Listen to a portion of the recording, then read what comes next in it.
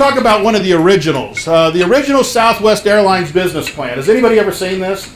Has anybody not ever seen this? This is, I am not kidding you, this is literally the original Southwest Airlines business plan. There was a group of fellas sitting around in the 70s in Texas that said, you know what, all the airlines have moved to hub and spoke. There's no regional carrier. There's no way to get from San Antonio, Houston, and Dallas. You literally could not get from those three markets. And the markets were 4 hours plus away from each other. And so they designed this little thing and said, you know what? If we can have a reliable, inexpensive, direct connectivity and eliminate a lot of the traditional fluff of airlines, because these were 45 minute to 1 hour flights. They didn't have to serve meals and all that stuff, and they didn't worry about seating and things. They said, we think we can make a go of this. Well, it's interesting because our authors have used this as their strategy canvas to explain what a strategy canvas model is. And so I'm going to use this, and then you're going to see the applicable nature of this as we move forward. This is other airlines. They are high on price. They're high quotient on the delivery of meals. They're high on content and lounges, having lounge availability. They're high offering of making seating available. Southwest is low price, no meals, no lounges. You don't get your seating choice. Okay? The parallel opposite of what was the conventional wisdom that you absolutely had to do to succeed in the airline business. In addition to that, they came in and countered that with extremely friendly service, speed, and frequency of departures, which they were allowed to do by flattening the hub and spoke. So this now becomes their points of competition. And they are now the polar opposite. Has anybody not flown Southwest Airlines? Now, I'm not going to ask you if you don't like Southwest Airlines, but if you've flown Southwest Airlines and you like Southwest Airlines, people love Southwest Airlines.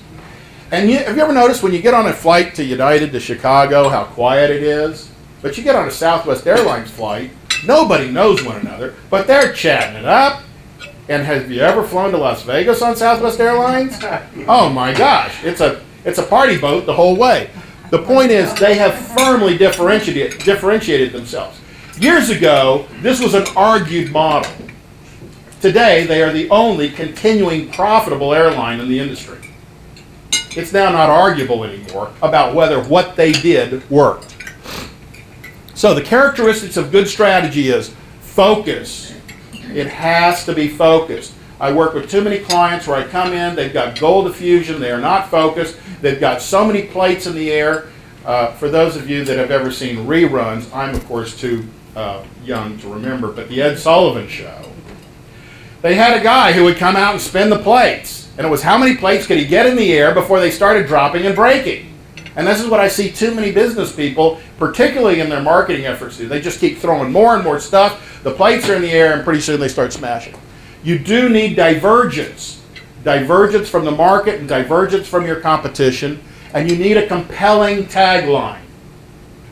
Now, I'm going to tell you, I'm going to focus right now on the compelling tagline. Does anybody know what the compelling tagline is for Southwest Airlines? Ding, you're free to move about the country. Think about that value proposition compared to what you saw with their Blue Ocean strategy. You're free to move around about the country. Free, price point, and differentiation. Move about, speed, frequency of flights. The country, we're going to serve you anywhere you want to go. That is their compelling tagline. They do not do anything in their marketing initiative, anything in their marketing effort that moves against or dilutes that compelling tagline. Never underestimate it. Geico has done the exact same thing. Geico I'm very impressed with as a company. I ended up placing my insurance with them, but customer service is absolutely amazing. The thing that's most amazing about Geico is you can sit through a day of television and see 5 different Geico variant commercials, whether it's Gecko, it's Cavemen, it's you know, whatever itineration, they've got the new guy that kind of sounds, you know, whatever, but they never move against their compelling tagline of the value quotient they offer with customer service. So compelling tagline is essential, and we're going to talk about how to do that and where to focus it, because if your focus starts anything other than your compelling tagline, you've got the cart before the horse. Everything is going to come from out of that compelling tagline. So the first thing you got to do is you got to know your audience.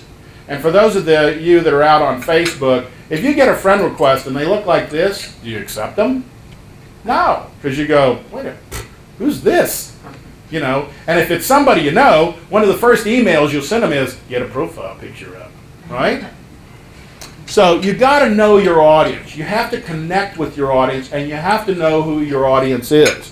When we were working with Mary Catherine's 4th record release, we'd actually gone into MySpace and started doing things, and we built her up to an audience of 10,000 friends on MySpace. They weren't called friends then, whatever they were, connects. And she was a top 10, a top 100 artist in 3 music categories, strictly through the MySpace. And we saw what was happening from her music over into the market. And we started realizing that, you know what, we're not listening to radio programmers anymore tell us about what music she was doing. We were seeing firsthand the personalities of these people. And we identified beach people, and her music's very ambient and world music oriented. And we'd see these beach people and star people and you know, the Hobbit movie people that were all way into this. And all of a sudden you started learning that there were tribes and people groups out there and similarities with them, and it helped us focus so that we had a very successful 4th release.